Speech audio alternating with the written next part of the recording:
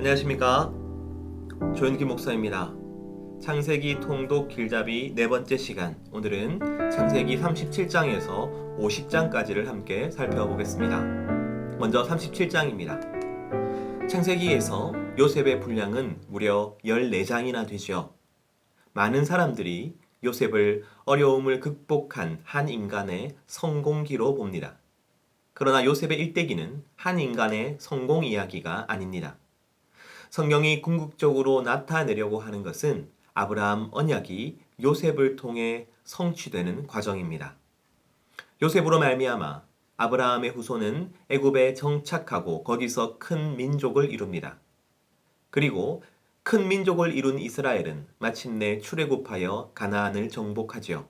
땅과 관련한 언약이 성취되는 것입니다. 유다의 음란한 삶은 하나님께서 요셉을 애굽으로 보내신 이유를 우리에게 보여줍니다.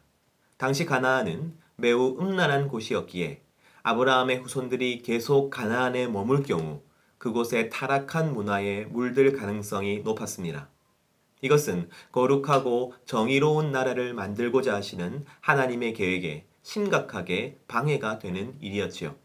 그래서 하나님은 요셉을 통해 아브라함의 후손들을 애굽으로 이주시키시는 것입니다.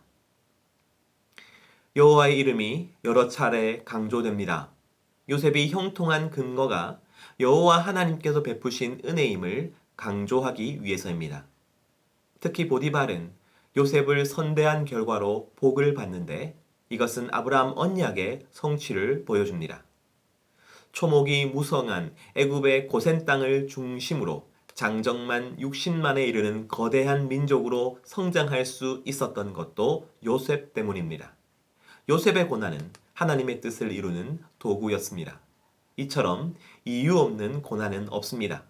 모든 고난에는 하나님의 뜻과 목적이 있습니다. 두 관원장은 왕이 먹는 음료와 음식을 관리하는 사람입니다. 고대에는 왕이 독살당하는 경우가 많았기 때문에 이 두 직책은 왕이 가장 신뢰하는 사람에게만 허락되었습니다. 오늘날 대통령의 비서실장 정도 되는 지위인 것이죠. 요셉이 이들을 통해 석방의 희망을 품는 것도 무리가 아니었습니다. 하지만 요셉의 기대는 물거품이 되고 말지요. 술 맡은 관원장이 요셉을 까맣게 잊어버렸기 때문입니다. 이것을 그저 비극적인 일로만 여겨서는 안 됩니다. 다만 하나님의 때가 아직 이르지 않았을 뿐입니다. 아무도 바로의 꿈을 해석할 수 없는 상황이 발생합니다. 드디어 하나님의 때가 임하였습니다. 술 맡은 관원장의 소개로 요셉을 만난 바로는 그가 비범한 사람임을 깨닫습니다. 그리고 곧 요셉을 애굽의 총리로 임명합니다. 이로써 하나님께서 요셉을 연단하신 이유가 분명해졌습니다. 하나님은 요셉을 애굽의 총리로 준비하고 계셨습니다. 요셉의 형들이 애굽을 방문합니다. 당시 수많은 사람들이 애굽을 찾았을 것이므로 총리 요셉이 그의 형들을 만난 일은 하나님의 섭리를 빼고는 설명하기 어렵습니다. 주목할 것은 요셉의 행동입니다.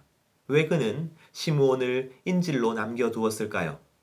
이것은 형제들이 자신을 애굽에 팔았던 그 상황을 재현하는 것입니다. 그리하여 자신을 버렸던 형제들이 또다시 시므온을 버리는지를 확인하고자 하는 것이죠. 시므온을 되찾기 위해서는 베냐민과 함께 애굽으로 가야 합니다. 하지만 야곱은 요셉을 잃어버린 상실감 때문에 베냐민이 애굽으로 가는 것을 허락하지 않습니다. 그러나 식량이 점점 줄어들자 완고했던 야곱도 자신의 고집을 꺾게 됩니다. 이제 요셉의 모든 형제들이 애굽에 이르게 되고 그들 모두가 요셉 앞에 엎드려 절하게 됩니다. 드디어 하나님께서 꿈을 통해 요셉에게 계시하신 일이 이루어졌습니다. 요셉은 베냐민에게 누명을 씌웁니다. 이는 형들의 진심을 확인하기 위해서입니다. 이때 형들은 자신의 옷을 찢음으로써 깊은 슬픔을 나타냅니다. 더 나아가 베냐민뿐만 아니라 자신들 모두가 노예로 남겠다고 자원합니다. 특히 유다는 베냐민을 풀어주기만 하면 자신이 베냐민 대신에 종이 되겠다고 말합니다. 더 이상 형들은 요셉을 노예로 팔았던 때의 그들이 아니었습니다. 형들의 변화된 모습을 확인한 요셉은 드디어 자신의 정체를 드러냅니다.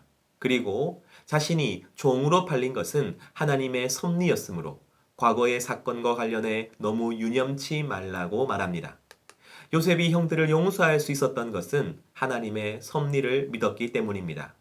형제들과의 갈등, 애굽에서의 노예 생활, 이 모든 고난이 우연이 아니라 하나님의 뜻을 이루기 위한 과정임을 알았기 때문입니다.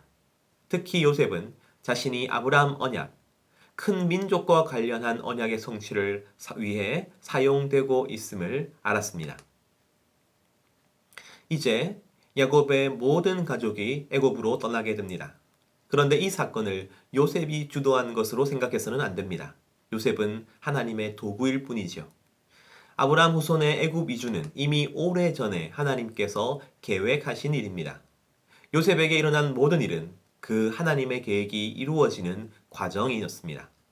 요셉의 삶은 한 개인사가 아니라 반드시 하나님 나라가 확장되어 가는 과정으로 보아야 합니다. 야곱 가문이 애굽에 정착하는 과정에서 고센 땅이 강조됩니다.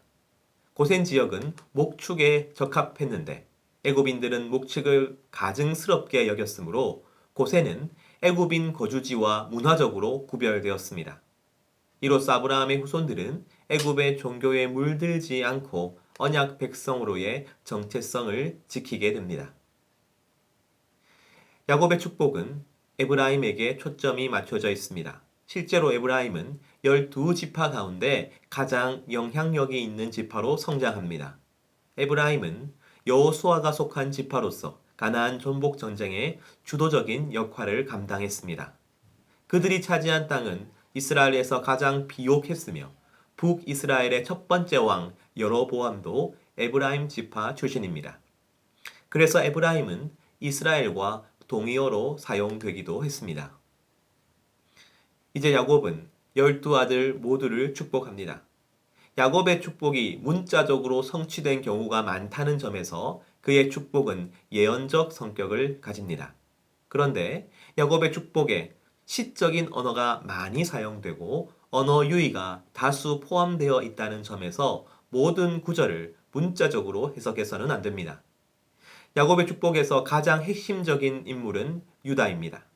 야곱은 앞으로 유다의 후손이 핵심적인 역할을 감당할 것이라고 말합니다. 실제로 다윗 왕이 유다의 후손이며 결정적으로 예수님께서 유다의 후손으로 오셨습니다. 야곱은 자신의 시신이 애굽이 아니라 가나안에 매장되기를 원합니다. 아브라함 언약 때문입니다.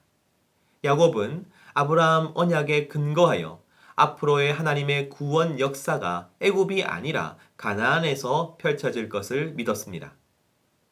70일의 애도 기간은 이집트 왕실에서 행해지던 관습이었습니다.